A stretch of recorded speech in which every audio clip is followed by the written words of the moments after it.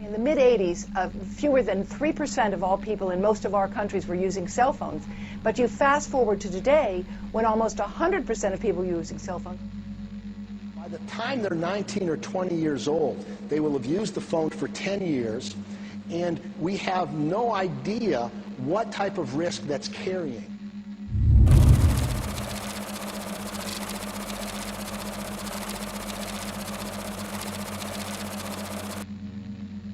We've immersed ourselves in an ocean of electromagnetic radiation. It's all around us now.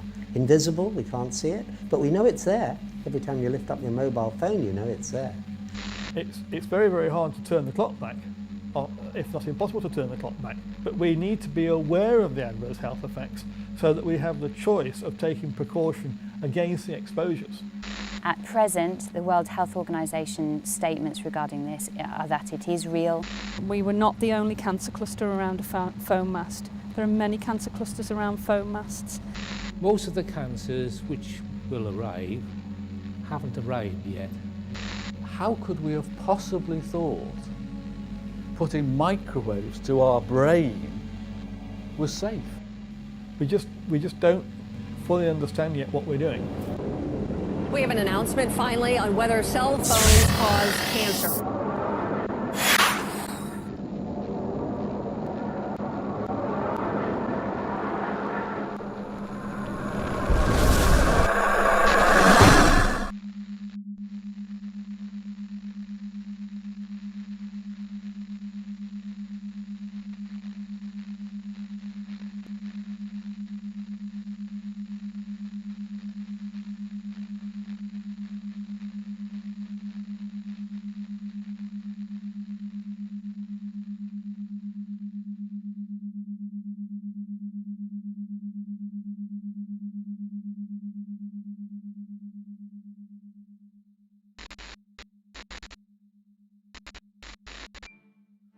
An unknown scientist is about to make a discovery that should have changed everything.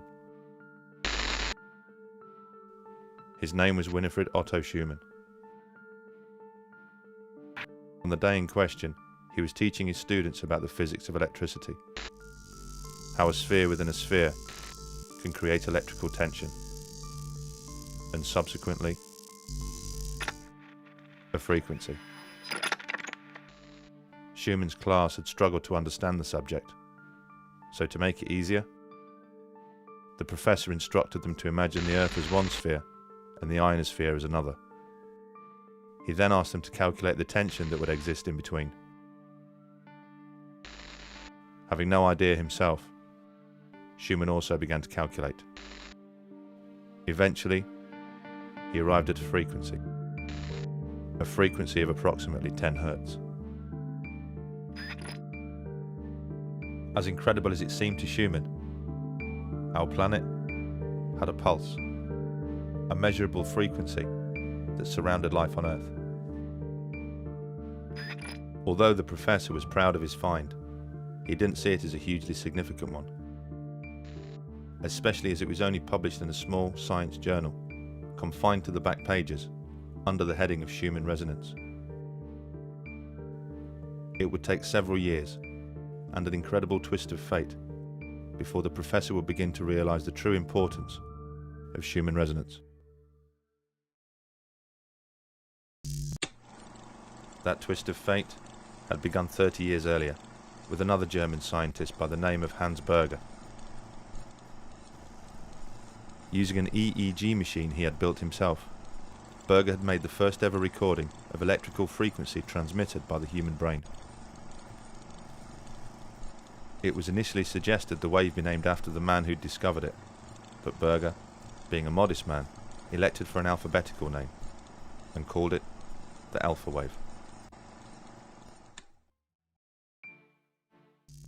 Shortly after Professor Schumann's discovery, one of Hans Berger's colleagues, a man named Dr. Ankermüller, happened to stumble upon a bedraggled copy of a small scientific journal. The exact same small scientific journal that Professor Schumann's discovery had been published in several years before. He read the piece several times, shaking his head in disbelief. He realized instantly the magnitude of what was in front of him. The frequency of the alpha waves, recorded by Hans Berger, were almost identical to Schumann resonance. The frequency of the Earth. Dr. Ankermüller immediately contacted Schumann to convince him to investigate further. Schumann agreed and worked alongside one of his students to refine his discovery. They studied in detail how tension is discharged by lightning in the Earth ionosphere cavity. Eventually, they came up with an exact frequency. The pulse of the Earth, Schumann resonance, was exactly 7.83 Hertz. The discovery was remarkable. Schumann resonance wasn't just similar to the alpha waves of the human brain, it was identical. The brain's frequency, which controlled our creativity, our performance, our stress, anxiety, and our immune system, had somehow tuned in to the frequency of the planet. The pulse of the Earth had become the pulse of life itself.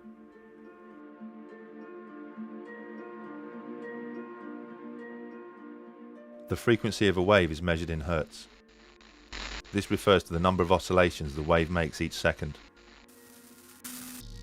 Frequencies range from a billionth the size of an atom to the length of the universe itself. In theory, frequencies are infinite, so ultimately endless. If this was a coincidence, it was nature's most spectacular.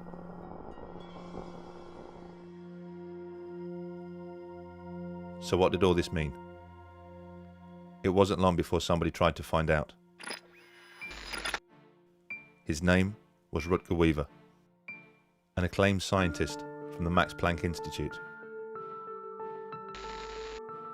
In the early 1960s, the professor constructed an underground bunker in order to examine the circadian rhythms of man.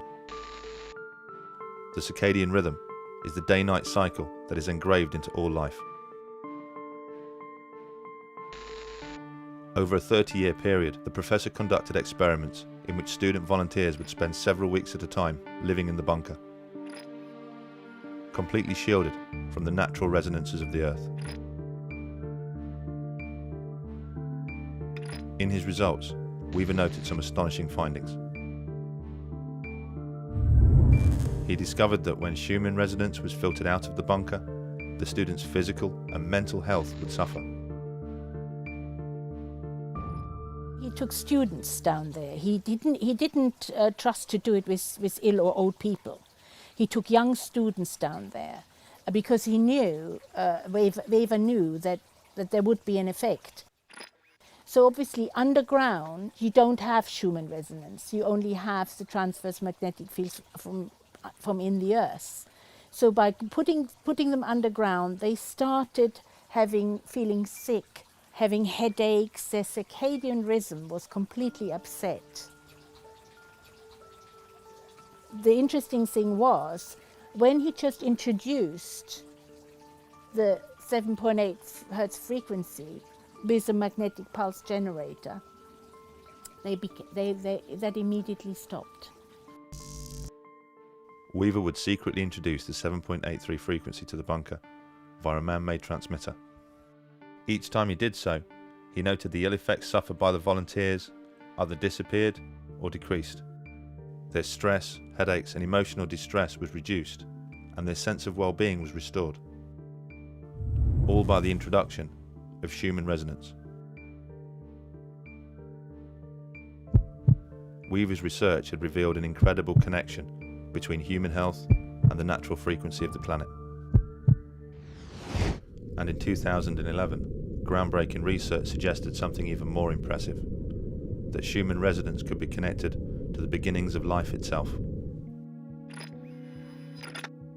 The breakthrough came at the hands of Luc Montagnier, the Nobel Prize-winning scientist who first discovered the HIV virus.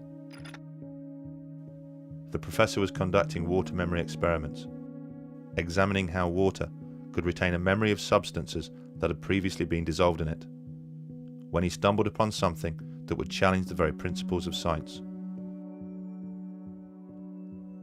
All life comes from life. This is a fundamental principle of science, and one which has never been violated in any experiment. Life can only exist where life has existed before. And the mechanism for this has always been understood to be a material one, such as egg and sperm, or spore and cell division. But Luc Montagnier's experiments have offered a very different hypothesis. The professor showed that DNA sequences, the very building blocks of life, communicate with each other in water by emitting low-frequency electromagnetic waves. Even when the DNA was kept in separate test tubes, the professor still recorded electromagnetic communication between them. How sophisticated could this communication be? Well, Luc Montagnier showed they are able to organize nucleotides, the ingredients which actually make up DNA, into brand new DNA. Science has combined these ingredients countless times before, but in no experiment have they ever been able to recreate the spark of life and transform nucleotides into actual DNA, not without DNA already being present. Life, after all, can only exist where life has existed before. But in Luc Montagnier's experiments, the DNA had been completely filtered from the water. Yet new DNA was still formed. Just how was this possible? How had Luc Montagnier managed to achieve what no other scientist could, and create life where no life was present? What was so different about Luc Montagnier's experiments? There was the presence of a frequency which, when removed, would cause the experiments to fail, but when present, would ensure that they would succeed. That frequency was 7.83 Hz, Schumann resonance.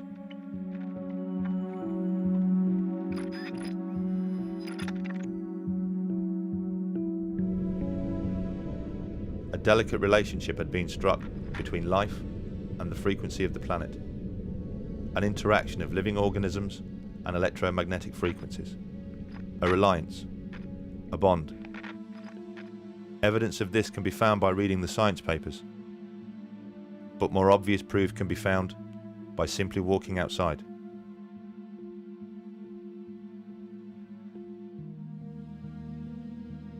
How did all this happen? Well, when you look at the history of the Earth, it seems pretty obvious. Schumann waves have been part of this planet since the very beginning. Life evolved surrounded by them, and inevitably tuned in.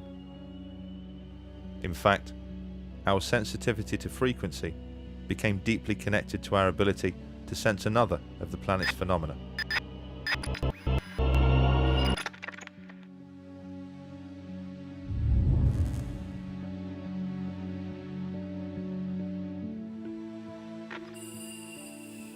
Two billion years ago, magnotatic bacteria formed a simple but intriguing relationship with the Earth's magnetic fields. The single-celled organism contained particles of magnetic material. This enabled it to act like the needle of a compass and orient along the magnetic lines of the Earth. As organisms became more complex, so did their reliance on the Earth's magnetic fields.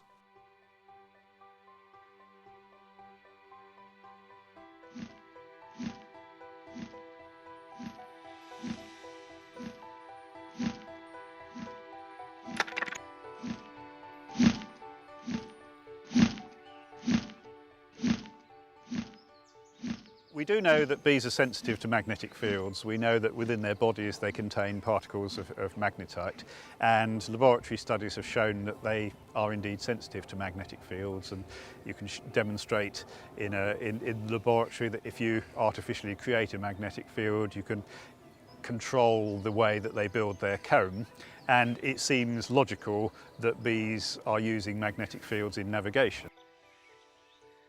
The delicate balance of life on Earth is perfectly illustrated by reliance on bees and their pollination of plants. It's hypothesized that without bees, life wouldn't stand much of a chance. Insect pollination is needed for really all the things that make eating interesting. So all the fruits, the nuts, and things like that all require insect pollination, and bees are the most important group of pollinators.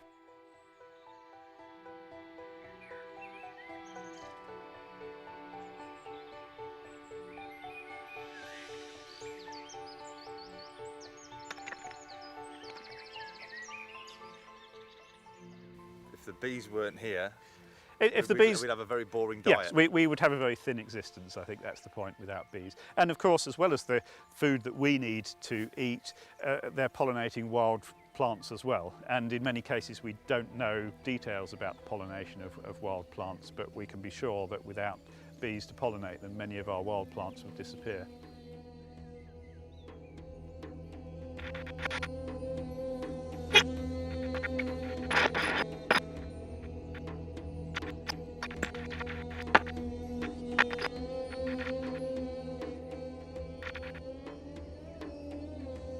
With Marianne Fraser, the Senior Extension Associate for Beekeeping at Pennsylvania State University. What are the classic criteria of colony collapse disorder so that any beekeeper can go out there and look at their bees and say, this looks like a pretty classic case of this? The symptoms are that the bees are relatively healthy and strong, and in a very short period of time, the adult bee population disappears from the colony. It leaves the colony. And what it leaves behind is a lot of brood, meaning the young bees, honey, and pollen. On what continents has this colony collapse disorder been observed? Well, the decline of honeybees has occurred actually worldwide. We've seen many other countries report declines in honeybees. Whether or not it's truly due to this thing called colony collapse disorder, which is a pretty unique set of criteria, is another question. And that's one of the things we're trying to understand by trying to communicate with other people in other parts of the world. The sort of current concern particularly dates from about 2006, and particularly in the United States, where a lot of commercial beekeepers suddenly found that their bees had been healthy at one point in the year, and then in late summer just suffered these spectacular losses, and they appeared to be different from anything that had been seen before. So people were just going to their hives and finding there were no bees at all. Colony collapse disorder has affected hives all around the world, with some countries reporting losses of up to 70%. A variety of reasons have been offered as to its cause, but none of them have been able to conclusively explain why all of a sudden bees don't return to their hives. Apart from one, a sensational piece of research by Joseph Kuhn and his team. In an experiment, the doctor worked with 8 beehives and placed a regular home deck phone inside half of them. The scientists then monitored if the presence of a deck phone would affect the way that bees returned to their hive. The results were astonishing. In the hives where no deck phone was present, the bees returned at a normal rate. But in the hives which contained a deck phone, the bees hardly returned at all. In one hive containing a deck phone, not a single bee returned. To fully understand the relevance of Dr. Kuhn's experiment, we must first understand how a deck phone works. The reason you are able to walk around your home talking on your deck phone is because the base station of the deck phone sends electromagnetic frequency waves, called microwaves, to the handset. This is exactly the same way that a mobile phone mast communicates with a mobile phone.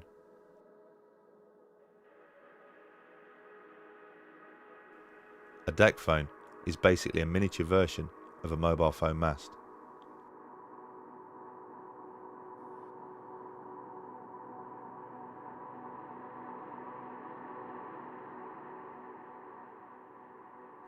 If a bee is affected by what comes out of a deck phone, it will most definitely be affected by what comes out of a mobile phone mast.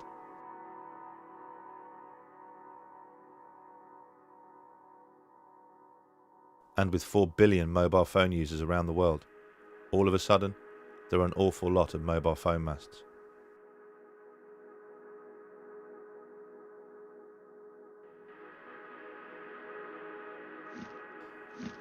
The bee's magnetic sense allows it to navigate using the magnetic lines of the Earth, an ability it has spent millions of years fine-tuning and developing.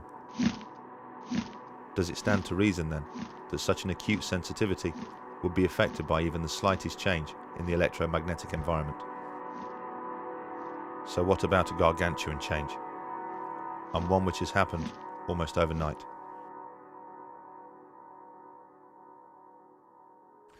Are there other species that have this sensitivity to magnetic fields? A sensitivity which ultimately makes them vulnerable to man-made frequencies.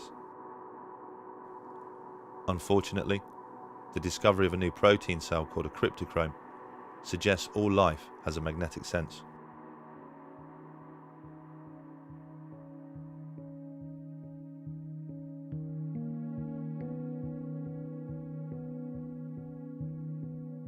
They were discovered in the 1990s in plants where their function is to absorb blue light, which is used to regulate growth.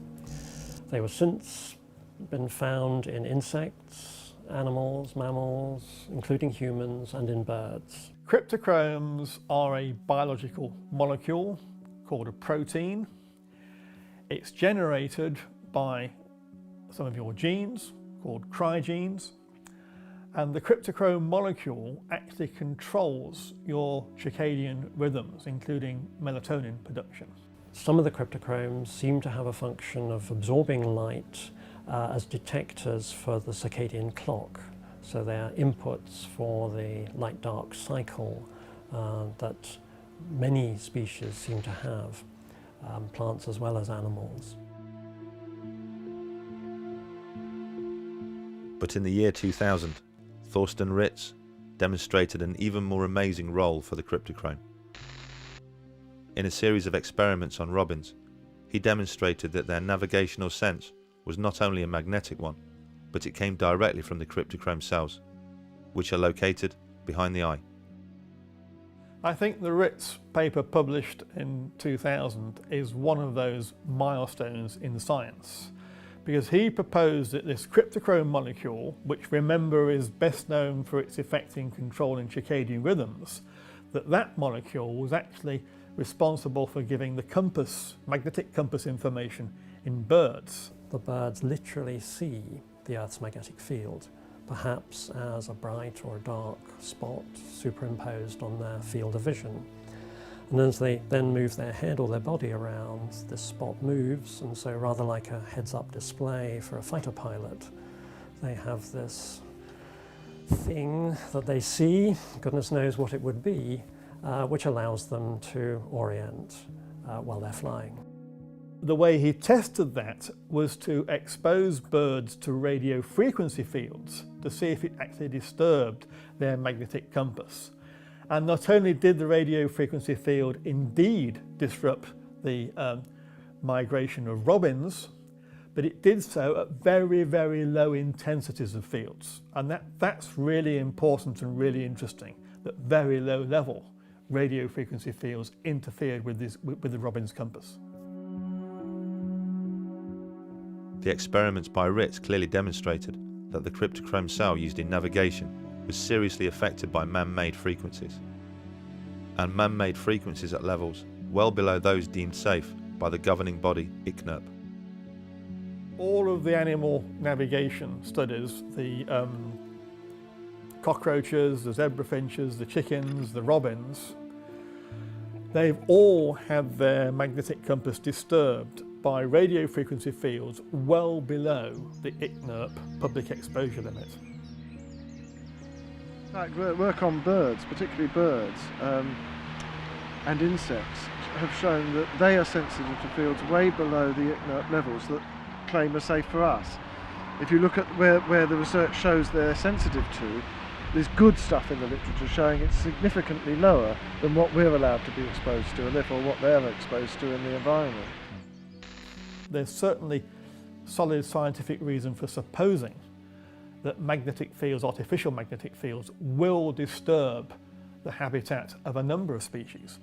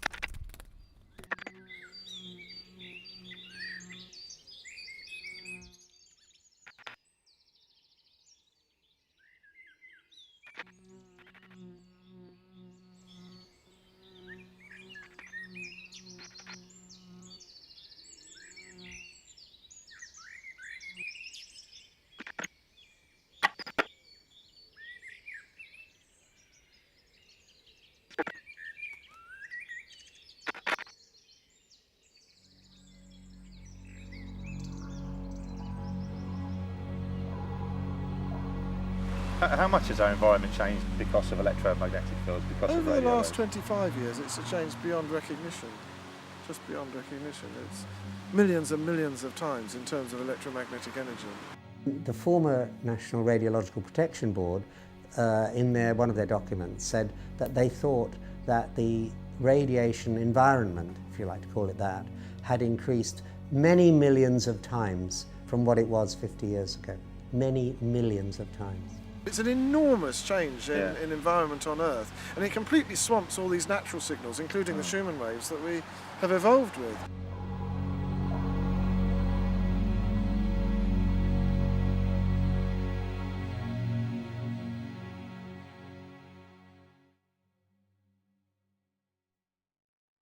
One of the reasons that cryptochromes are particularly interesting from the point of view of human beings detecting magnetic fields is that there's a recently study by Dr. Foley and colleagues showing that if you put human cryptochromes into the fruit fly, then the fruit fly is magnetically sensitive because of the presence of these human cryptochromes.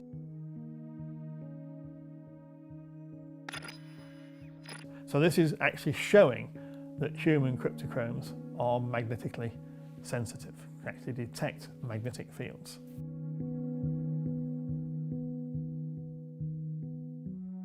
The discovery of the cryptochrome cell has sparked new interest in the magnetic sense of man, a sense that Robin Baker had predicted some 40 years ago. This is not some kind of scientific blind man's buff. It's an experiment to find out whether children have a sense of direction. Blindfolded and ear-muffed, the subject is turned around in a special chair until he can't remember which direction he's facing. The chair stops and the subject guesses whether he's facing east, west, north or south. West. The guess is recorded in a small computer. If children had no sense of direction, their guesses would be random, but they're not. Children after the age of about 10 or 11 make pretty good guesses.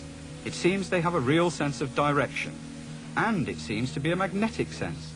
When the scientists strap a magnet to the subject's head, it disrupts his sense of direction severely. And this is a huge advance in understanding. It begs all sorts of questions. It begs questions as to whether human beings can actually navigate in the Earth's magnetic field. Even though they don't do it today, did they do it thousands of years ago? And of course it begs the question as to whether this is a process by which magnetic fields are actually detected in the human body, which leads to this disturbance of circadian rhythms, which would explain all these adverse health effects that we see so much of in the epidemiological studies of the health of magnetic fields.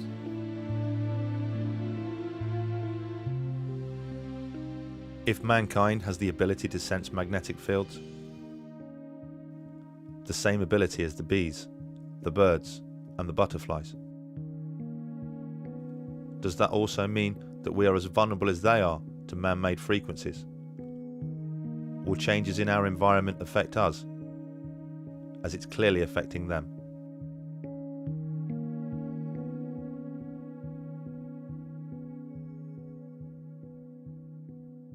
Rolling. Okay, so what is how do you describe electrosensitivity? Electrical sensitivity is when people start reacting, their body starts reacting to electromagnetic fields. Generally speaking, the electromagnetic fields that they'll be reacting to is wireless. So it'll be wireless communications, it'll be Wi-Fi, it'll be cordless phones, deck phones, mobile phones, masts. All of them emitting signals that our body has never experienced before.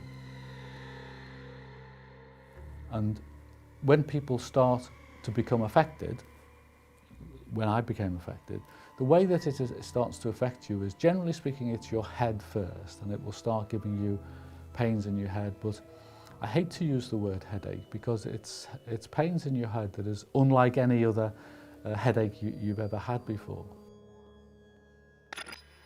Most people's complaints are things like cardiac arrhythmia, insomnia, headache, visual disturbance, vertigo, different kinds of paresthesias or neurasthesias where they are feeling unusual sensations within their body.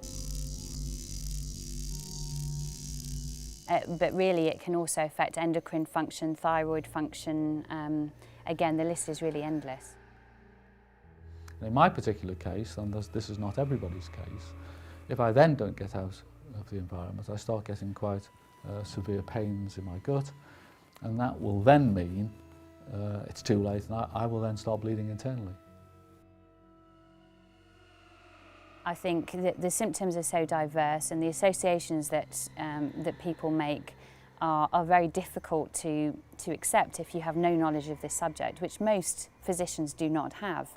And that's no fault of their own. We're not trained to recognise this condition. It's very innovative, and our understanding of it is entirely embryonic at this stage. We're at the very first steps of unravelling and fully understanding this condition. Brian, like many sufferers of electrosensitivity, has been forced to make radical changes to his home. These two rooms have been completely shielded in metal foil, so that this room and the bedroom are a Faraday cage. And if you actually check the electromagnetic fields, or indeed the microwaves, and this machine is simply converting microwaves to noise, you find that the mast that is about half a mile away over there, which causes me a problem, by shielding the room and putting metallized glass, means that I can eliminate most of the electromagnetic fields. The aspects of an organism that allow it to detect and respond to electromagnetic fields, you could say this word's going to use it in a number of different contexts, and if you bisect it and break it down, electrically sensitive, you could say that really that's a response to life itself. In that, for example, if we're looking at an organism to determine the presence of life, we're really looking for the presence of electricity. So with the electrocardiogram, for example, the ECG, and the electroencephalogram, the EEG, what we're looking at there is the presence of electricity from those target organs, the brain and the heart. And when we see the presence of that, that's a sign that there's life. So in a way, given that on a cellular level, electromagnetic fields are part of life itself, we could say that all life is electromagnetically sensitive. Desperate to convince people that electrosensitivity was genuine, Brian and a number of other sufferers signed up to a landmark experiment at Essex University. The experiment, run by Elaine Fox, would sadly become the definitive work on the subject.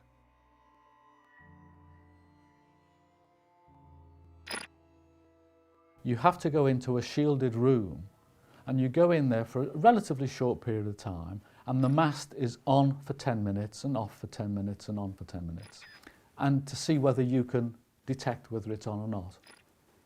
And I went into the room having told them that I would not be able to tell them whether the mast was on or off or on. Why's that? Because their understanding of how you react to this is wrong.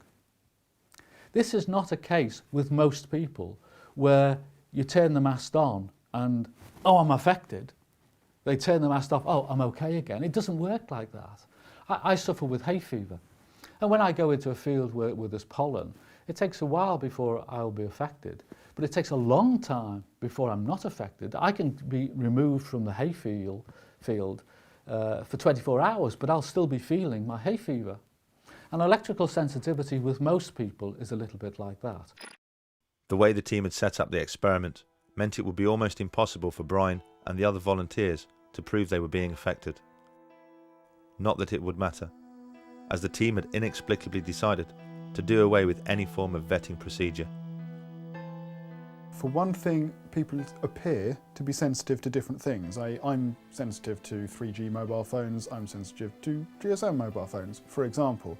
There are differences in the way the modulation works. I have no idea whether they're right in their sensitivities, but if that is the case, then it makes sense that the people who you've got into your study claim to be sensitive to exactly the signal that you're going to be exposing them to. If you have someone that, for example, is always sensitive to Wi-Fi, but they're never sensitive to mobile phones, if they exist, then you make sure that what they're being exposed to is Wi-Fi and not mobile phones, because you're actually trying to prove whether they're sensitive to what they're saying they are. None of that differentiation was done. It was really, if you claim to be sensitive to anything at all that happened to be electromagnetic, you were in. Well, one of the reasons why I thought it was quite important was I help people who are electrically sensitive. And a couple of months before, I'd actually been to a lady's house who thought she was electrically sensitive, just to try and help her and to explain to her what electrical sensitivity was and what might be causing her problem. And to cut a long story short, it was obvious that this particular lady had a problem, but she was not electrically sensitive. She was definitely not electrically sensitive. But in the going of the conversation, she'd signed up for the Essex trials to try and find out whether she was electrically sensitive. Well, my heart missed a beat. Well, here's somebody that's not electrically sensitive, and they've signed up to go to Essex, and Essex are telling me they don't have a vetting procedure. What they actually found, and this is based on the text in the paper itself, I'm not sort of paraphrasing, is they needed, according to them, with the level of response they were expecting to see from sensitive people, they would need about 132 people, participants in their study, to show a statistically significant effect. That's how much population, if you like, they would need. That's how much data they would need in their study findings before they could say this group is clearly more sensitive than that group. What they got was 44. So from the very outset, they only had a third of the data they expected that they would need to find anything anyway. What they ended up finding was a near statistically significant risk anyway, i.e. the people who claimed to be sensitive showed that they were sensitive with a significance of about 90%. So the borderline at which a scientific paper says, yes, this is statistically significant, is 95%. If you don't get that level of certainty, it's not a statistical finding at all. It could be random chance and noise. They got something which was 90% certainty of an increase in risk, and of course it fails the magic bar at which you can call it a statistically significant result, and it was written off as this demonstrates that people aren't sensitive, when actually it did no such thing.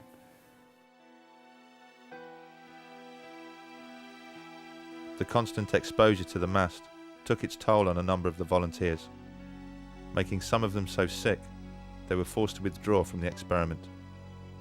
For Brian, the effects of the experiment would be felt long after he left Essex. I've had, my first colonoscopy was 7 years ago, my second one was 4 years ago, my third one was about a year ago. There's nothing the matter with me, there's nothing the matter with me. Absolutely, you're imagining it. I've got colon cancer. So from the first time that I bled to the time of removing the polyp was 7 years. When I asked the doctor how long does it take to cancer to develop, 7 years. So you can virtually track the time when I went to Essex, and there was one occasion before where I started bleeding. With that bleeding has caused me colon cancer. How could such a botched experiment be held up as such a definitive piece of research?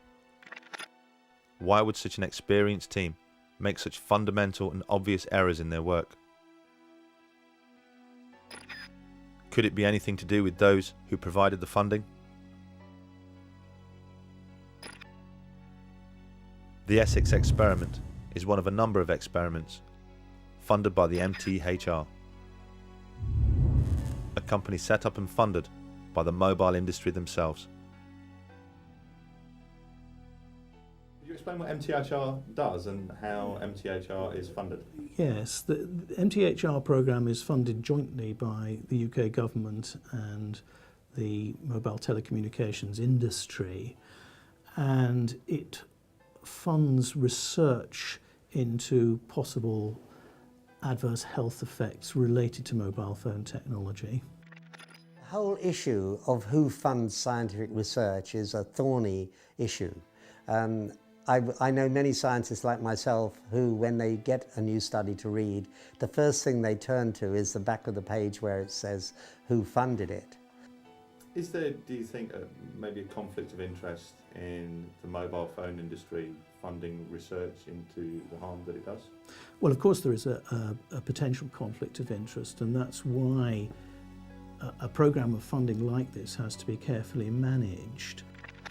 I've done a lot of work with the telecommunications industry because I happen to have I organise the communication workers representation in here, and so I've talked to these people for a long time. I think they would like to be objective, but they are driven, particularly in a market where they're fighting each other for market share by profit, and therefore they may fund research, but much like the pharmaceutical industry, you often find that they're hiring people who've already spoken on their side of the argument. Scientists aren't pop stars, they don't earn a lot of money, they have houses to finance, they have families to look after. Who can blame them for recognising that if they find the wrong results, they're not going to get another job from that source at any rate?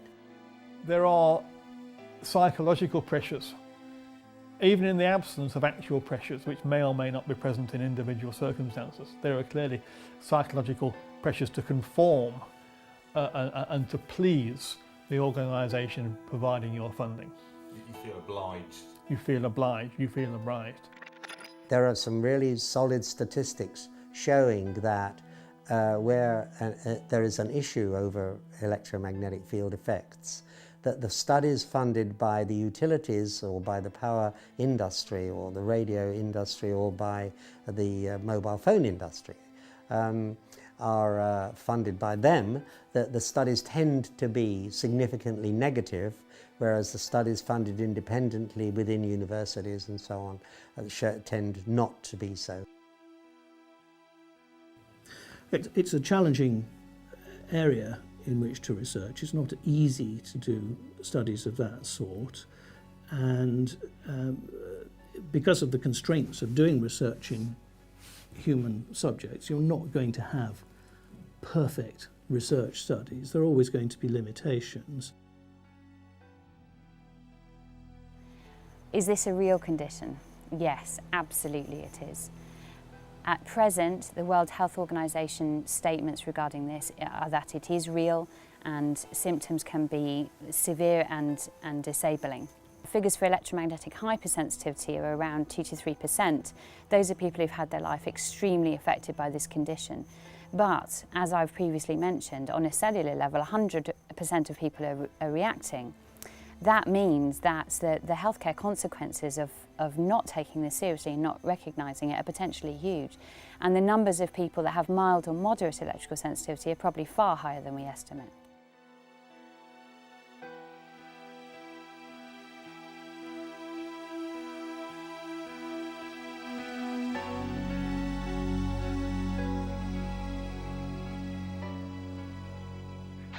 Where It leaves us with a tape recording of an experimental link-up between a standard telephone and a unique mobile handset. A dialing tone. And that's quite an achievement, because it's one thing to transmit a conversation, it's another to transmit accurate digital information.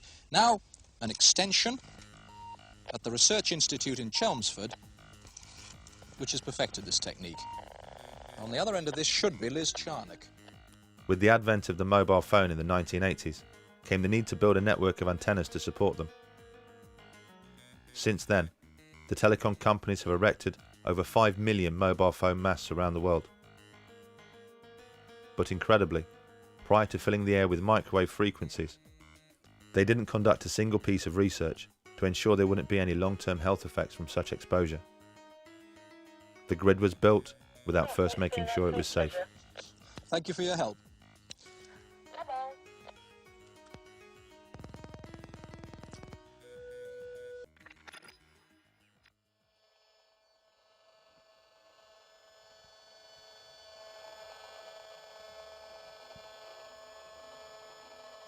So it's pretty ugly, isn't it?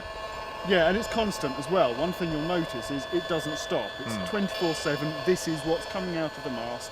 If you can see the mast, you're being exposed to it. Right. Frankly, even if you can't, you're being exposed to it if you're this distance away, because it'll pass through, concrete walls and things. It'll dampen it a bit, but not very much. If you're within 200-300 metres of the mast up there, this is what you're going to be exposed to 24/7. When you can hear it, it changes everything. It does. Imagine if you could see it.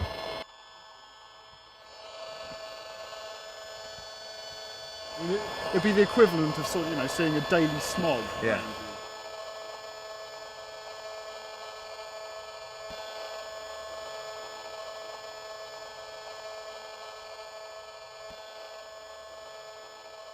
With a constant smog of man-made frequencies surrounding our daily lives, and no testing as to its safety, is there any wonder people's bodies have started to react? Well, it was almost 10 years ago, and I was in my 30s. No history of breast cancer in my family, and living a really healthy lifestyle. I'd been living next to a foam mast for many years, over 7 years by then. How far was that from? It was 100 metres from the house. Right, so pretty close. Yeah, and for years I'd been having symptoms which hadn't related to the foam mast, because I didn't know anything about the condition of electrosensitivity then. And I'd been having vertigo, sleep problems, headaches, sharp pains in my head. And I'd often visit the doctor only to be told it was either stress or a virus.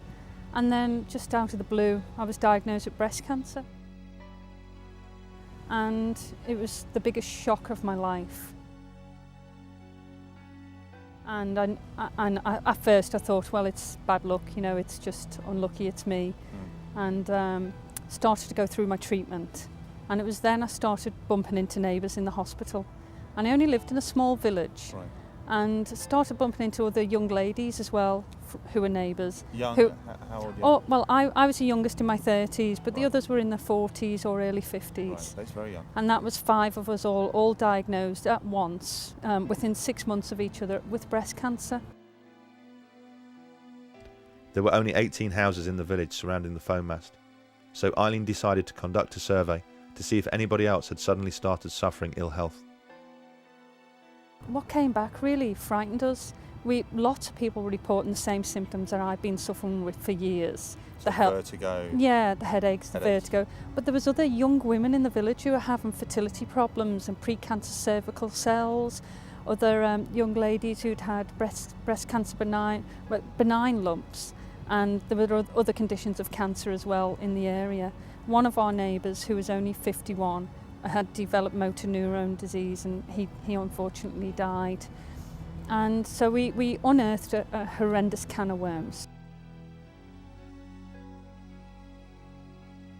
We'd done a count of 77 people in the houses. And out of 77 people, how many people were suffering biological effects? The estimate was around 70%.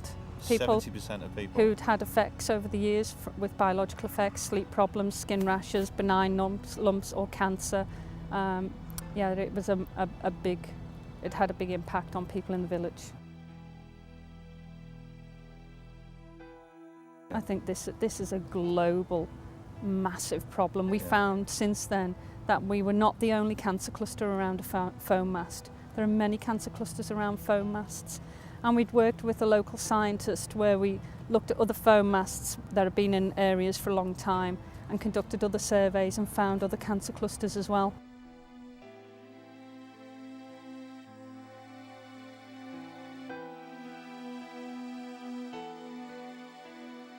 With so many phones and masts, and a mobile phone industry worth trillions, you would hope that by now a strict governing body would have been installed, an iron-fisted regulator who ensures the telecoms industry errs on the side of caution,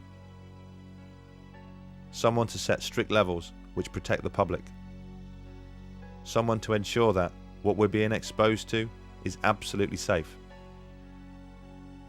Unfortunately, we don't have any of that. What we do have is ICNIRP.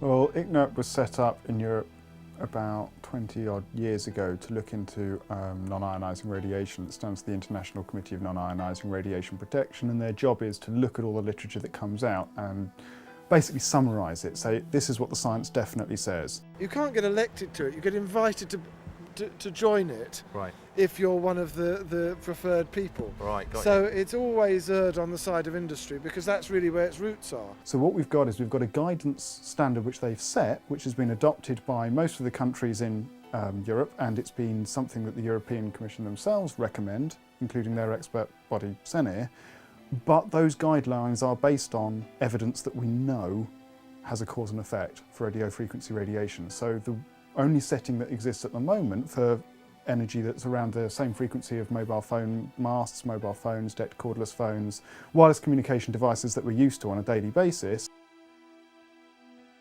is the one that we know works for microwave ovens, i.e. if you generate enough energy and localise it in a small enough area, you heat things. You heat tissue, you heat anything that has some level of water in it.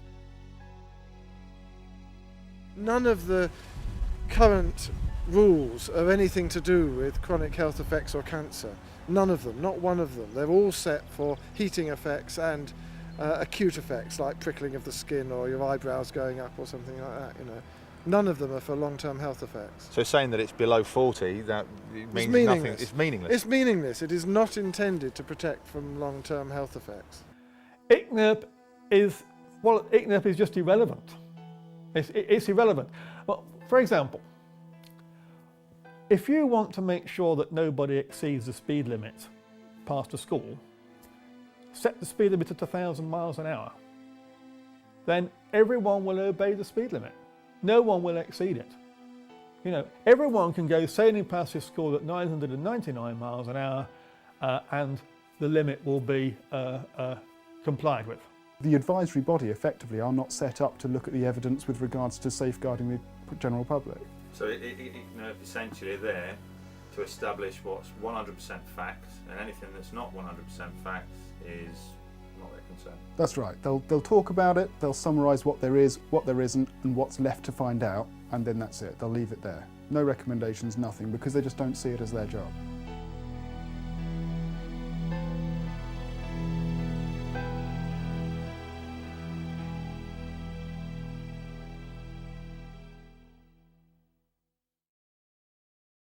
What if I try and make a call? Let me try and make a call. If you try and make a phone call, it'll be almost constant because it starts a proper sort of two-way high bandwidth transmission. Okay, let's do that. Oh wow. So as soon as it picks up, this is it trying to, and this is once it's on call mode, this is now what the phone's doing. And that's waves going from my phone to the base station and then being transmitted from there. And that's it's picked up. That's horrible. And that's basically what your phone's transmitting into your head all the time that you've got it operational and you're using it for phone.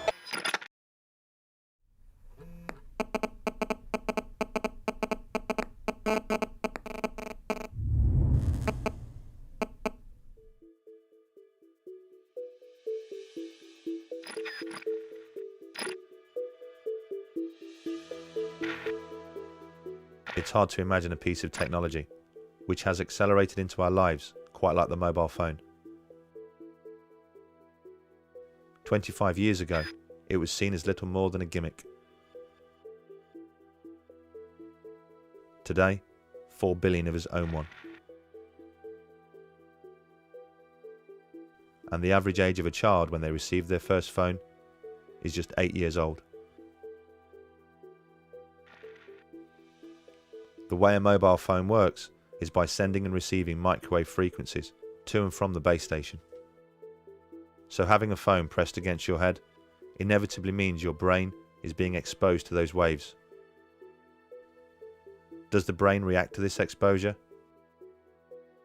A recent American study shows it absolutely does.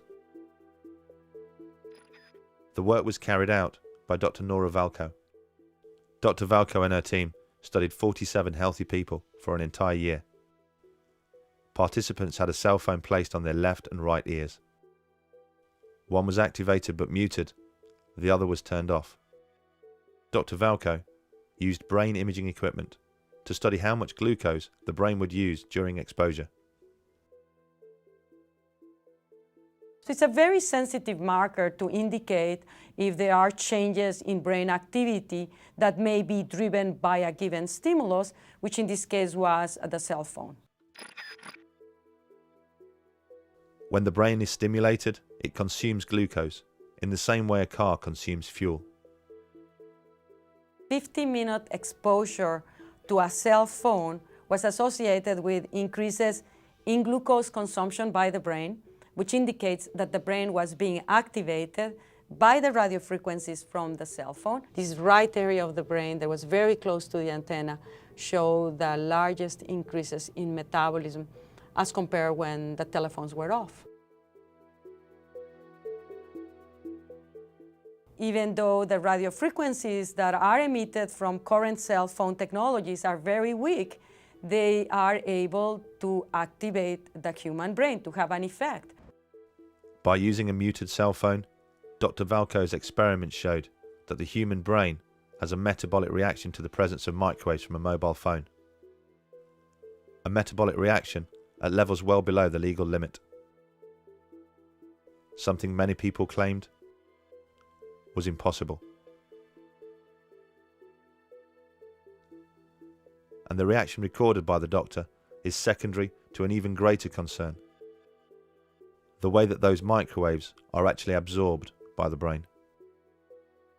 This has become known as SAR.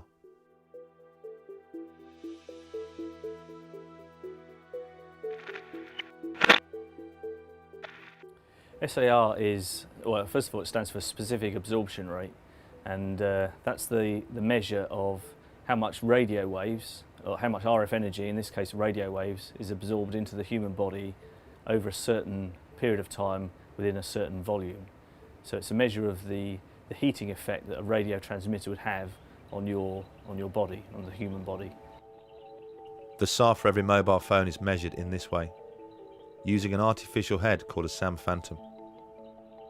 This is filled with a glucose mixture which represents the brain. The probe measures the amount of microwave radiation that penetrates the SAM phantom skull and calculates a SAR rating based on how much energy is absorbed.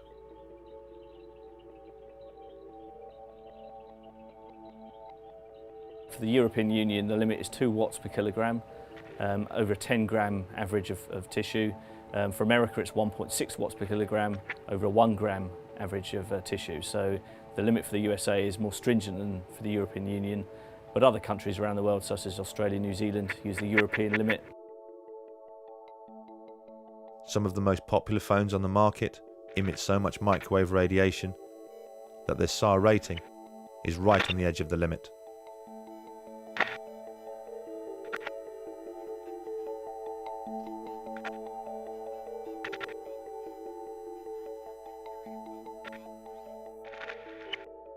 Every millimetre of skull helps protect the brain against the phone's microwave radiation, and therefore lowers the phone's SAR rating. Children get their first phone at the average age of 8 years old. An 8-year-old skull is considerably thinner than that of an adult, so you would hope that phones are tested against a skull which represents the thickness of that of a child. The SAM head is an average shaped and sized human skull. The average of 10,000 people has been taken in terms of their head measurements, and this SAM phantom head has been created, which is an average human skull. Obviously, the head of an average human being is considerably larger than that of an 8-year-old child. But when we investigate the company that makes the SAM phantom head, we discover that the news is even worse. The SAM phantom isn't just the average of 10,000 people. It's the average of 10,000 US Army personnel. And US Army personnel most certainly have a larger, bigger, thicker head than the average 8-year-old. It's pretty reasonable to assume that if most mobile phones were tested against the skull of an 8-year-old, they would fail.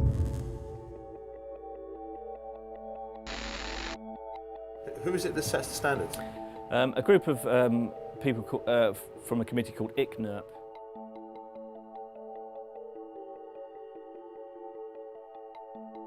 The people who do the work on mobile phones are, by and large, engineers. They have no idea what is going on inside a living cell, but they are pontificating on this. They make the assumption that the only thing that can affect the well-being of a living organism is if it is powerful enough to heat the tissue. But that's like saying, we know if we boil an egg, it goes hard. What they don't know is that if they don't boil the egg, it turns into a chicken. And they haven't the slightest idea how that happens, but yet they pontificate as if they do.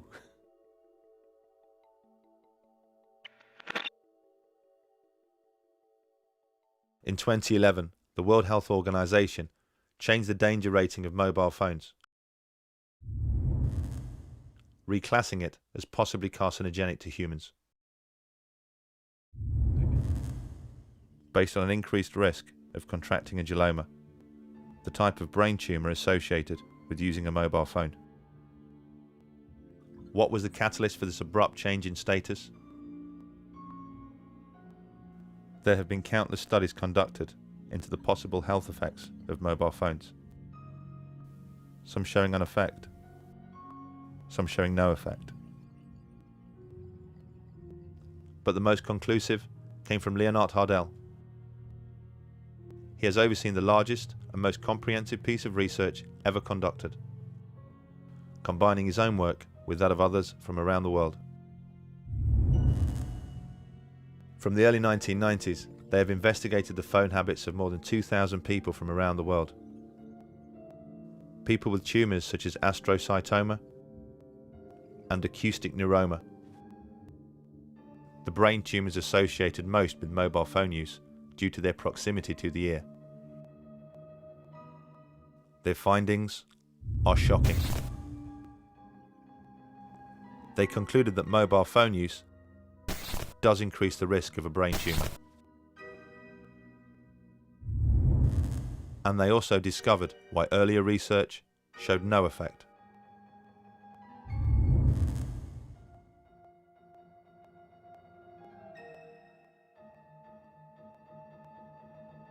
I think there's more evidence that it's carcinogenic than just possibly carcinogenic. But I can understand it in a way because most of the cancers which will arrive haven't arrived yet. I mean, people haven't been using cell phones for long enough for the true effect to become apparent. As is the case with other carcinogens, it takes at least 10 years before you start to see an effect from the exposure. Because the mobile phone explosion didn't really take hold until the late 1990s, it's not surprising we are just starting to see the effects right now. So what are the telecoms industry doing to protect its users from contracting a brain tumour? A flick to the far reaches of their safety manuals suggests that they are more concerned about protecting themselves.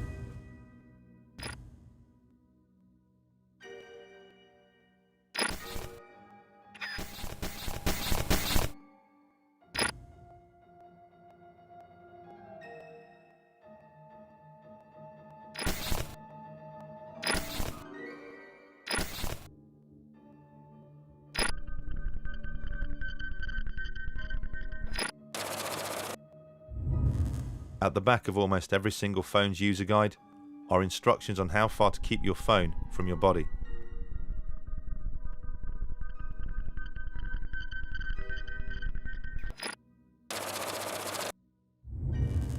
Instructions which, in the most part, are wholly unworkable.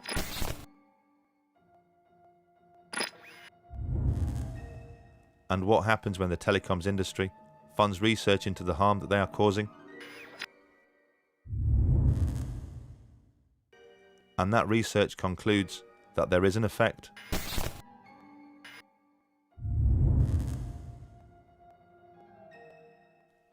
That the use of a mobile phone does play a role in the development of cancer.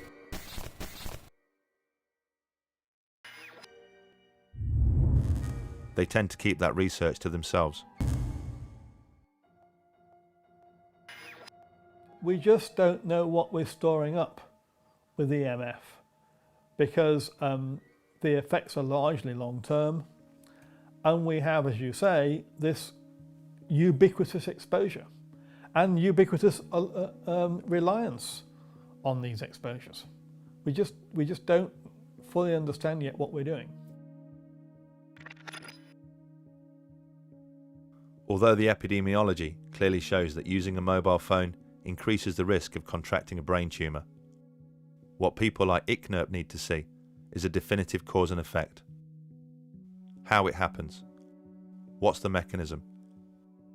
How exactly is the cancer caused? It may seem obvious that a being so tuned in to the Earth's frequencies and so sensitive to her magnetic fields would naturally have a reaction to man-made microwaves. But for years, the telecoms industry have defended their actions by asking the same question. As it turns out, they've been asking the wrong question. The answer is melatonin.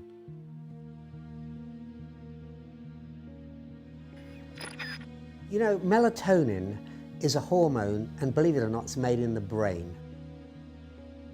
It's made in the pineal gland of the brain, and it's got a very powerful antioxidant status compared with vitamins. For example, melatonin is 5 times as powerful as vitamin C and twice as powerful as vitamin E. And it secretes only at night, and it's at night that we need it because that's when we go to sleep and when our brain repairs the cells of our body. And that's when melatonin comes out to do its work.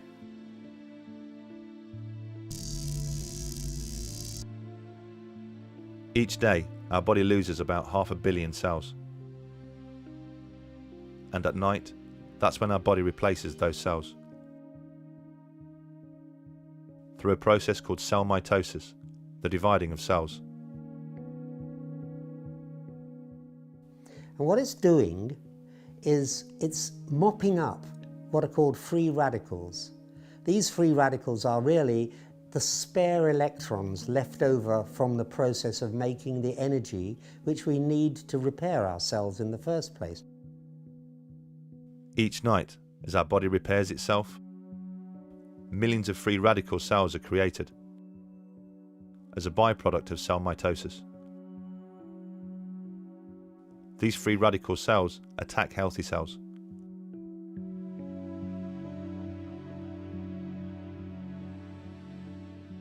It is universally agreed that the free radical cell is the main causal factor in most cancer. Our body's main defense against these free radicals is its most powerful antioxidant, melatonin. It passes into the bloodstream, And its job is to act as a natural antioxidant, a natural anti-cancer agent. Melatonin is a very, very powerful anti-cancer agent. What it does is it acts as what's called an oncostatic agent, that is, it protects you against cancer. It controls the sleep-wake cycle so that you get a good night's sleep when you've got proper melatonin. It's an anti-aging molecule. In other words, by mopping up those free radicals, it leaves your skin and complexion looking younger.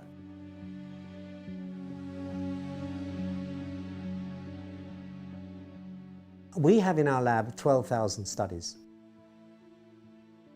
which we've collected over the years. And that is more studies than have ever been published on paracetamol, which is the most common headache reliever. There's more scientific interest in melatonin than there is in paracetamol. What are the consequences of having a reduced amount of melatonin? Yeah. Well, you have a reduced amount of melatonin. What happens then is that your immune system starts to be less competent for a start. You tend to get sleep disturbance. You can't get off to sleep, or if you do, you wake up and can't get back to sleep. You can have heart complications because melatonin protects your heart as well.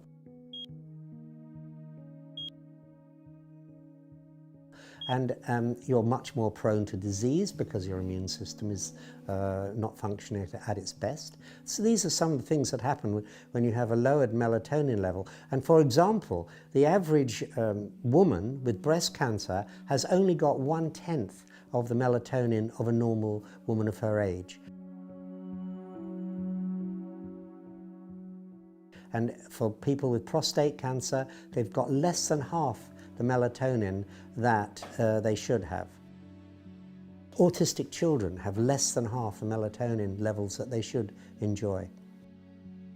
Reduced melatonin in night shift workers, because they're working at night and exposed to light, they don't produce nocturnal melatonin, is known to produce a 50% increase in breast cancer risk.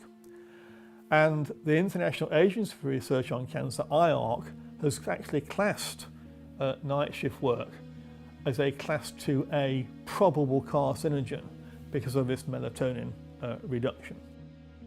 There are lots of studies now showing that people on night shifts or people who are blind have different cancer rates than the average population. And most of those studies support the view that the absence or the lowered melatonin has an adverse effect on health. Because the body only repairs itself at night, melatonin is only produced when the pineal gland senses that no light is present.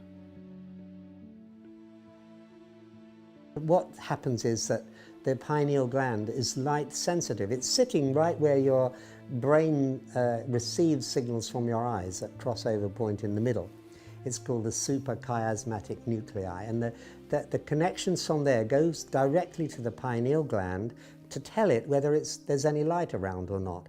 If there's light around, then there's also interference with the signals the brain wants to send to our cells in order to repair them. So it says there's no point in the brain sending these signals out to our cells to tell them to repair, because there's so much interference that they won't hear it. So it waits, the brain waits until it's dark.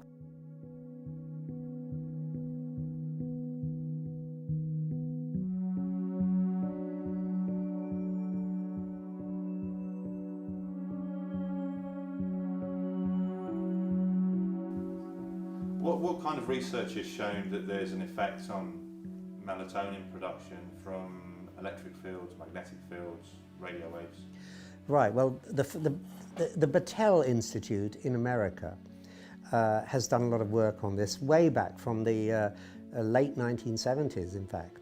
And their scientists there, Barry Wilson and Dick Stevens and people like that, started thinking that because we know that if you turn the light on, then the brain stops making melatonin, they thought, well, maybe our brains can't distinguish between electric fields and that we make ourselves artificially, and the natural light that we all know It happens during the daytime because we just don't make melatonin in the daytime. For very good biological reasons. So they thought, well, maybe these electric fields are suppressing the synthesis of melatonin, and that in turn is leading to cancer, breast cancer particularly, in women because they don't have the immunological protection that they would otherwise have. So the brain interprets radio waves as being light waves? Yeah, we don't know the difference.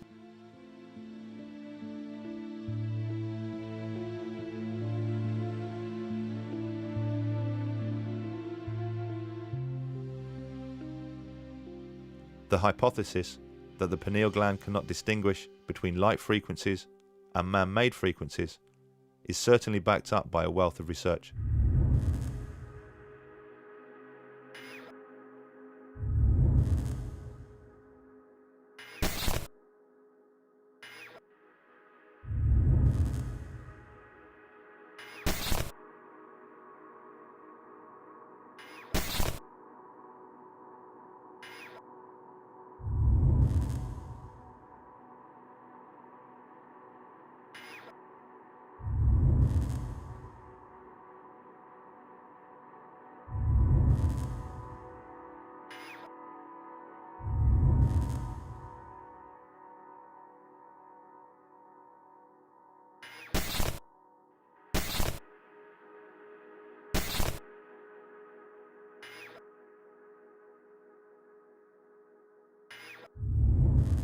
Do you think it's pretty conclusive that electric fields, magnetic fields, radio waves affect the production of melatonin?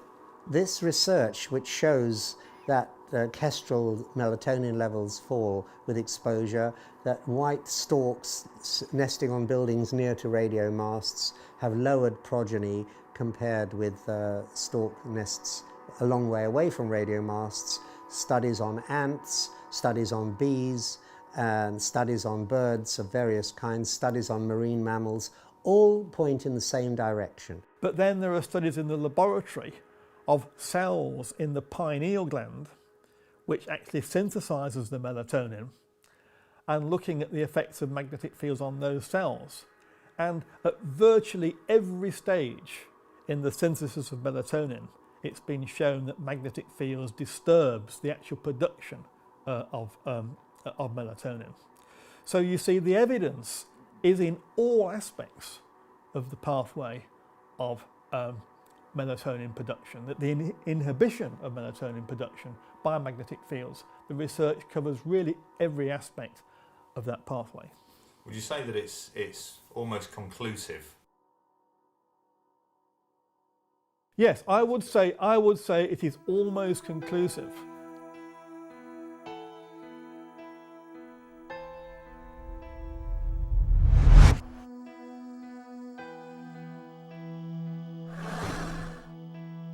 The genius of our body means it is able to counter the production of free radicals with the production of melatonin.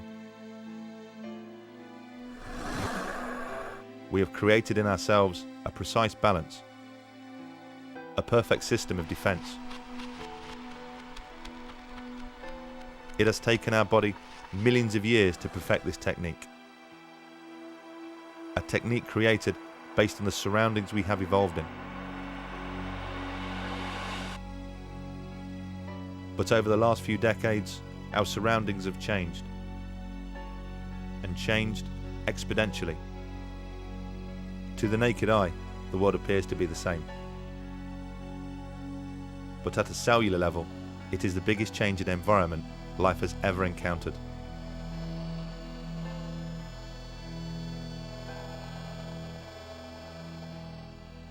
It stands to reason that such a gargantuan change would inevitably upset such a delicate balance.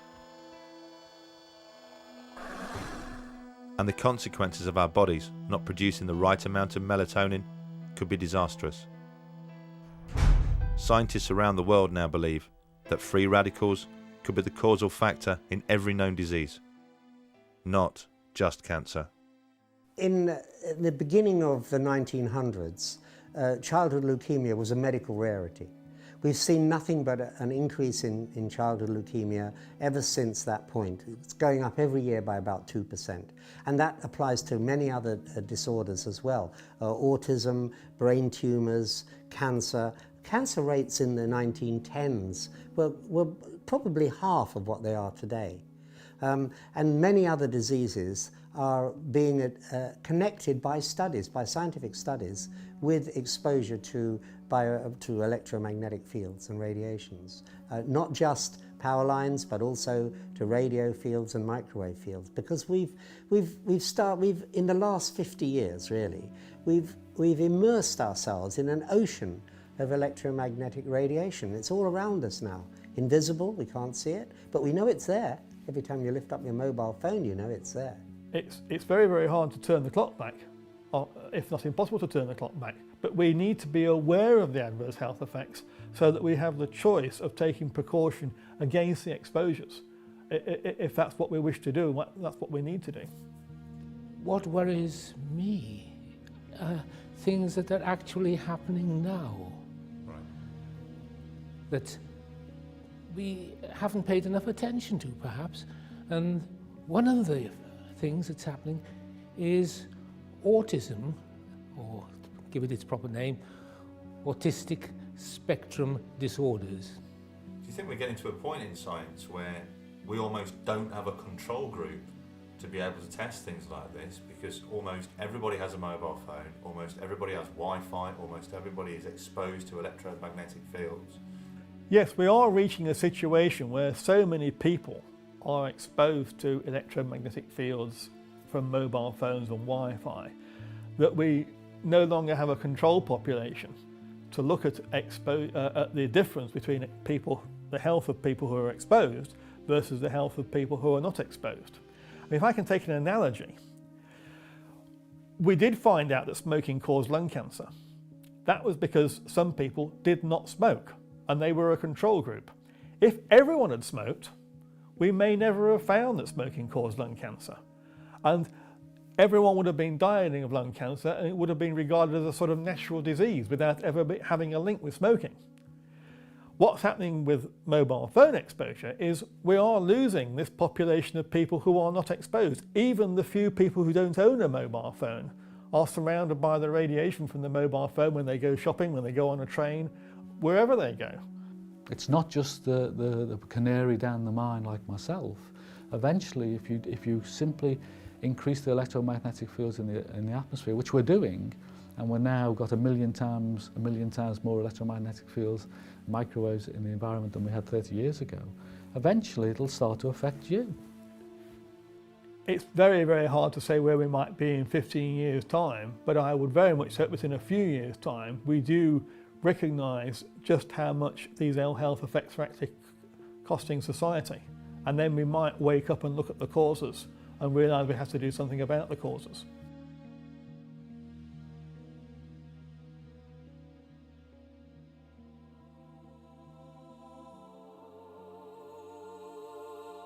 We are a brilliant, yet complex organism. The way that our body functions isn't by chance, nor is it something which has happened overnight. Like every other creature on this planet, we have adapted into the environment we exist in.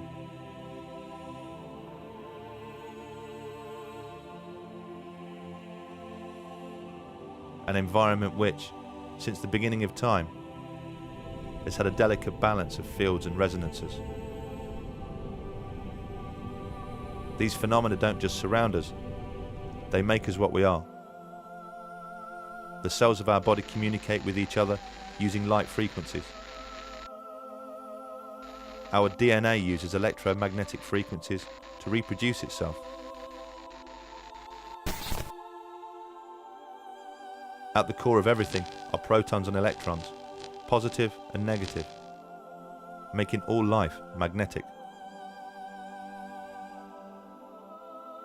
We are, as all life is, equipped with cryptochrome cells, which allows us to sense those fields in ways we barely understand.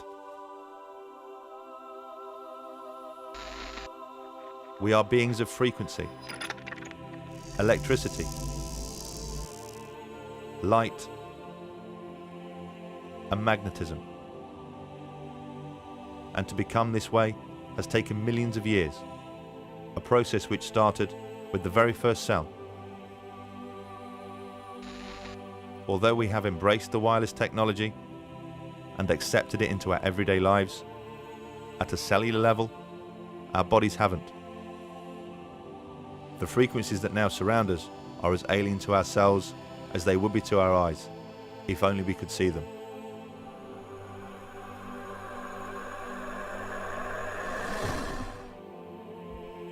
Our children are being born into a world that their bodies simply cannot understand. Where will all this lead?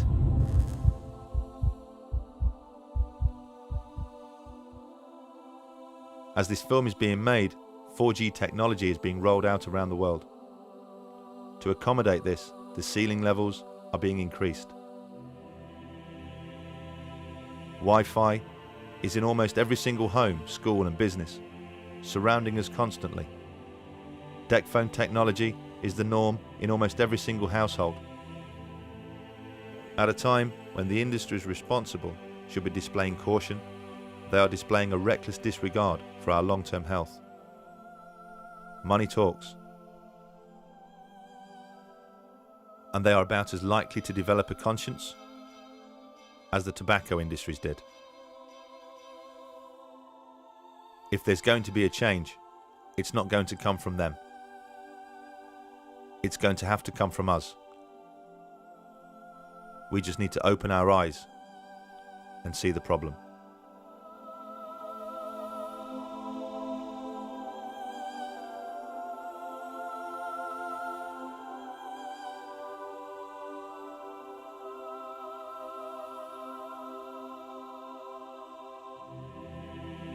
Would the MTHR, do you think, fund research into radio waves affecting melatonin, given that this is the mechanism that people seem to point to, that mobile phones affect the production of melatonin? Melatonin is an antioxidant, a free radical vacuum cleaner, if you like.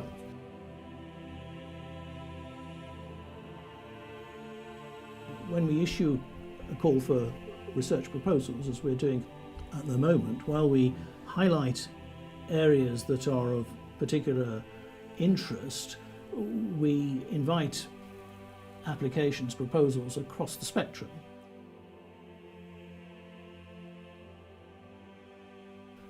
But it would have to be prioritised alongside the other applications that we get. We only have a limited pot of money, but we don't rule out funding research on melatonin. It's not one of the areas that we've identified as a priority at the moment.